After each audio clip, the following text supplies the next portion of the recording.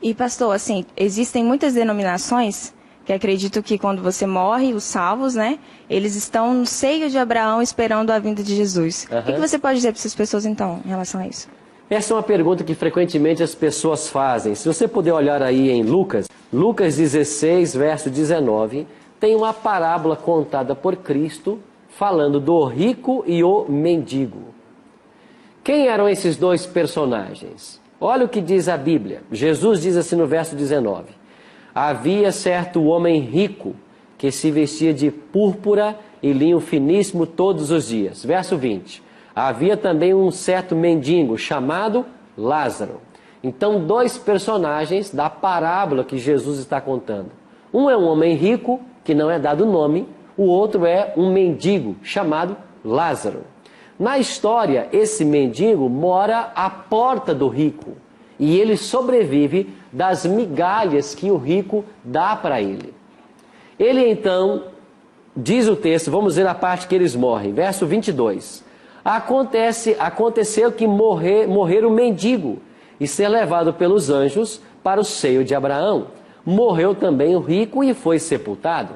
Verso 23. No inferno, estando em tormentos, levantou os olhos e viu ao longe a Abraão e Lázaro no seu seio. Então, chamando, disse: Pai Abraão, tem misericórdia de mim e manda Lázaro que molhe em água a ponta do dedo e me refresque a língua, porque estou atormentado nesta chama. Disse, porém, Abraão: Filho, lembra-te de que recebestes os teus bens na tua vida e Lázaro igualmente os males. Agora, porém, aqui ele está consolado e tu em tormentos. Bom, eu não vou ler toda a história, mas eu quero resumir da seguinte forma. Algumas pessoas dizem assim: então quando morre o justo, ele é levado para o seio de Abraão. Ora, mas não existe um local físico chamado seio de Abraão. Não existe um local onde as pessoas vão também para o tormento. O que Jesus está fazendo aqui é contando uma parábola, uma história que era conhecida nos dias dele. Essa história era conhecida. E Jesus, ao contar essa história, ele fez uma nova aplicação. Ele disse que os judeus que haviam recebido o evangelho eram representados por esse rico, porque eles tinham a verdade de Deus. Mas mesmo tendo a verdade de Deus, eles não partilharam dessa verdade com outros, como por exemplo, os gentios, simbolizados aqui pelo mendigo.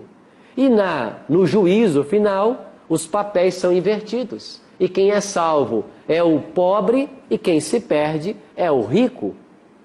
Mas isto é uma parábola. E não podemos fazer doutrina de nenhuma parábola. É apenas uma alegoria. Não existe um local onde você esteja em tormentos no inferno e vendo alguém que está no céu. Imagine você, se você pudesse ser salvo um dia e estar no céu e do céu ver alguém que você ama em tormentos eternos no inferno. Que céu seria este? Um segundo ponto. Para quem está no tormento das chamas, de que adianta molhar o dedo na água e colocar na língua dessa pessoa? Adianta alguma coisa? Vocês percebem que se trata aqui de uma parábola? Então não existe um local físico chamado inferno. Não existe um local onde as pessoas ficam em tormento eterno. Nada disso. Mas é uma parábola contada por Cristo para ilustrar a necessidade de partilhar o evangelho que a gente recebe. Anderson. Pastor, em relação às pessoas que acreditam na reencarnação, o que tem para dizer para essas pessoas? Se nós vimos aqui, e vamos ver hoje também mais alguns textos, falando sobre o estado de alguém quando ele morre. Quando uma pessoa morre, ela vai para um estado de inconsciência. Nós vamos ver isso daqui a pouquinho. Logo, não pode haver reencarnação. Não existe uma alma na pessoa que saia da pessoa e vai para outro corpo. Porque, como a Bíblia está ensinando, nós não temos uma alma. Nós somos uma alma. Se cada pessoa é uma alma, não existe a possibilidade ou a ideia de reencarnação. Bom, tudo isso é muito confuso para mim. O que acontece com a pessoa no momento da sua morte? Olha Gênesis 3,19. Nós lemos em Gênesis de quando Deus criou o homem, ele juntou dois elementos, o pó da terra mais o fôlego de vida, e o homem passou a ser o quê? Alma vivente. O homem não tem uma alma, segundo a Bíblia, ele é uma alma. Agora, quando esta alma morre, o que acontece? Aí, Anderson, acho que é a sua pergunta. Gênesis 3,19, a Bíblia diz assim: no suor do rosto comerás o teu pão, até que tornes a terra, pois dela fosse formado. Porque tu és pó e ao pó tornarás. O que acontece quando a pessoa morre? A equação da vida é desfeita. Porque se Deus, ao criar o homem, juntou o pó da terra, mais o fôlego de vida, o pó da terra é a própria argila que Deus usou para moldar o boneco de barro, e soprou nas narinas desse boneco o fôlego de vida. O que é esse fôlego de vida? É a vida que está em Deus e ele partilha conosco. Quando Deus soprou no boneco Adão, no boneco de barro, o sopro divino, ele passou a ser alma vivente, ou seja, ele ganhou alento, ele tomou consciência. Quando a pessoa morre, o que acontece? Esse fôlego de vida separa-se da matéria, do pó, e o pó volta para a terra, e essa consciência deixa de existir. Porque não pode haver consciência sem haver a unidade, o corpo e o fôlego de Deus. É possível conversar com os mortos? Hoje no Brasil, nós temos filosofias, nós temos muita gente defendendo que teve contato com pessoas que já morreram. Nós temos muita gente dizendo que conversou com quem já morreu, trazendo mensagens para quem está vivo e sofrendo. O que a Bíblia declara sobre esse assunto? Eclesiastes, capítulo 9, versos 5 e 6. Porque os vivos sabem que hão de morrer, mas os mortos não sabem coisa nenhuma. Nem tampouco terão eles recompensa, porque a sua memória jaz no esquecimento. Amor, ódio e inveja, para eles já pereceram. Para sempre não têm eles parte em coisa alguma do que se faz debaixo do sol. A Bíblia é clara em dizer que os mortos não sabem de coisa nenhuma.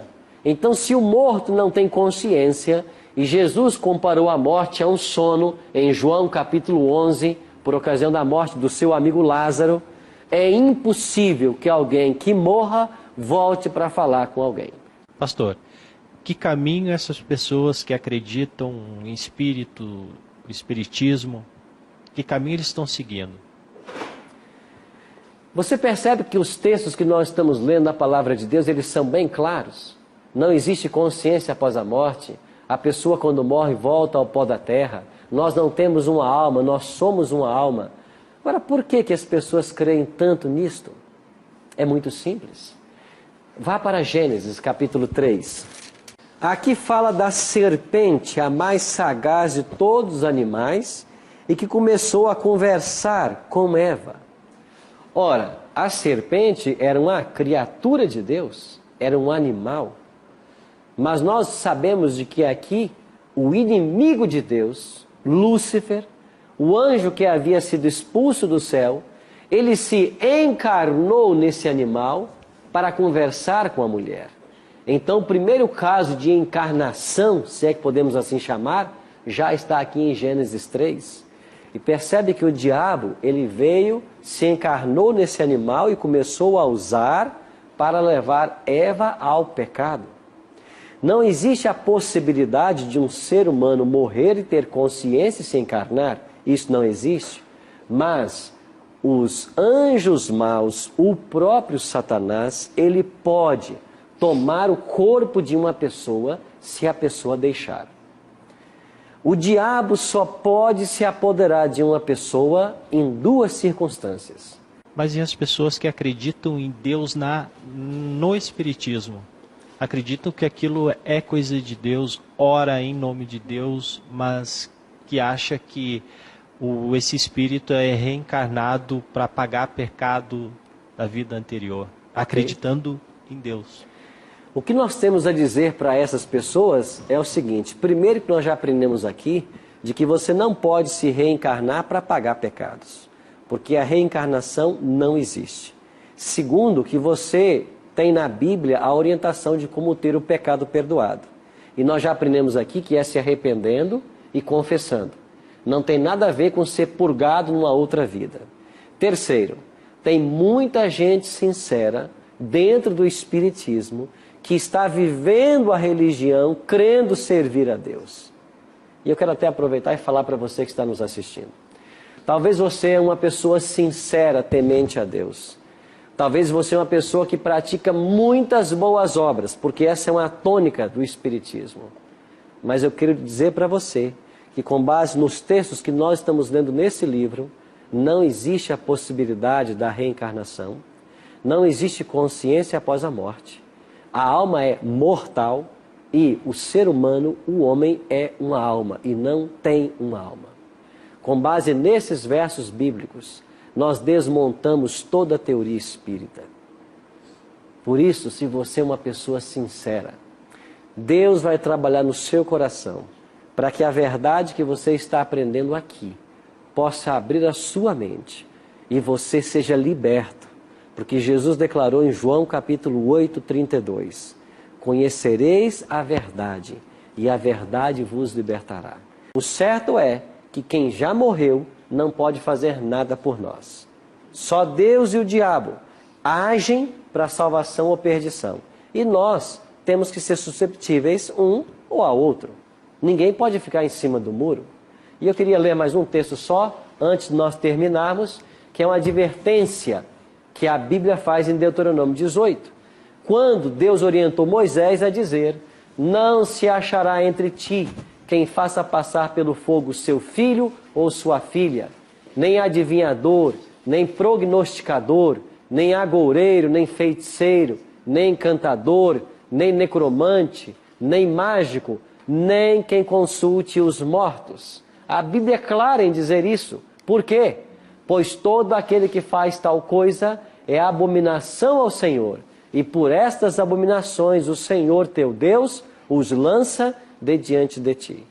Ou seja, Deus não aprova a tentativa de contactar os mortos, porque não há essa possibilidade.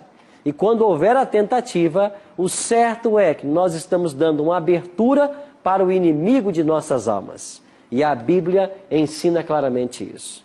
Agora, Jesus tem a solução para o problema da morte. Quem sabe todos nós aqui já perdemos alguém a quem muito nós amamos.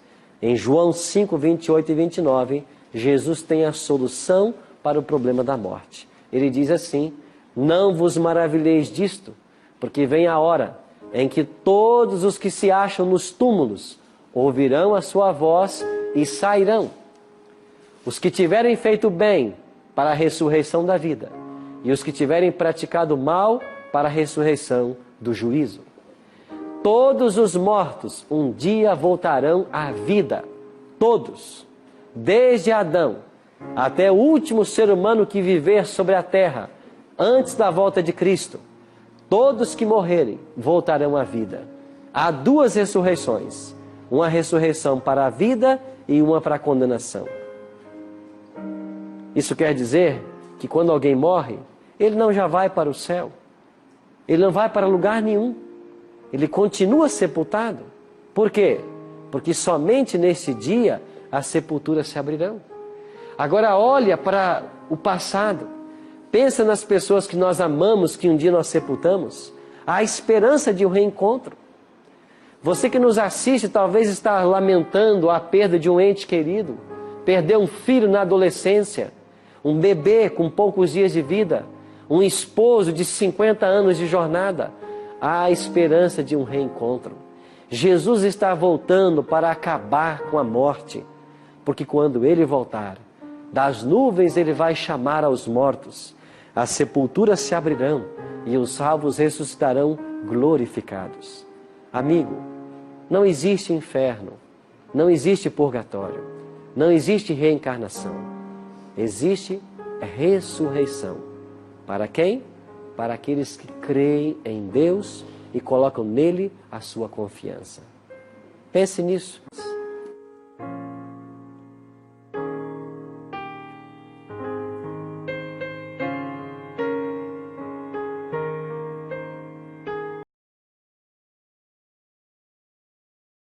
Professor, a pergunta é a seguinte: se a teoria sobre o inferno é uma invenção do